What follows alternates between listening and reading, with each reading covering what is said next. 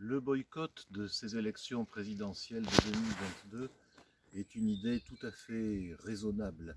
Ce scrutin a toujours eu un caractère profondément antidémocratique, la désignation tous les 7 ans, puis tous les 5 ans du roi de France.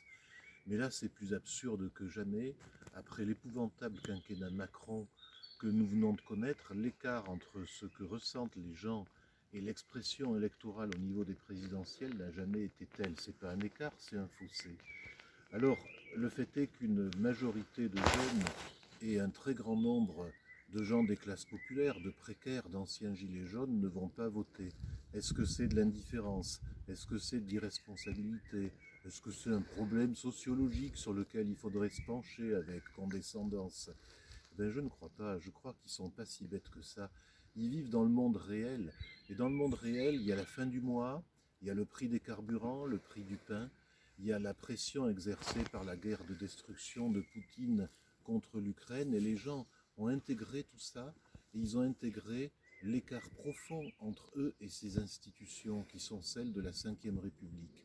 Alors bien sûr, il y a les couches militantes de gauche qui veulent reproduire la façon dont ça s'est passé et qui cherchent donc le bon programme, le bon candidat, le candidat unitaire et maintenant le vote utile.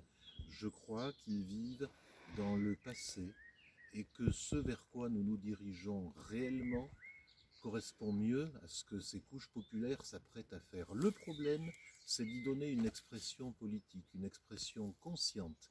Ça, on ne va pas y couper, parce que le président Macron, qui sortira de cette présidentielle, ne sera pas légitime. Et au bout du bout, peut-être assez vite, il y a l'affrontement social. Il faut qu'il ait une expression politique, il faut qu'on change de régime, il faut que cet affrontement aille vers une assemblée constituante. Et pour employer un terme à l'unisson de ce qui se passe en ce moment dans une partie du monde, il faut qu'on aille vers un Maïdan constituant dans ce pays. Le boycott de l'élection présidentielle est la voie la plus courte, la plus efficace, la plus économique pour y aller. Bien entendu, il rassemblera, ce combat rassemblera avec lui tous ceux qui veulent malgré tout voter, mais c'est vers ça qu'il faut aller. Voilà.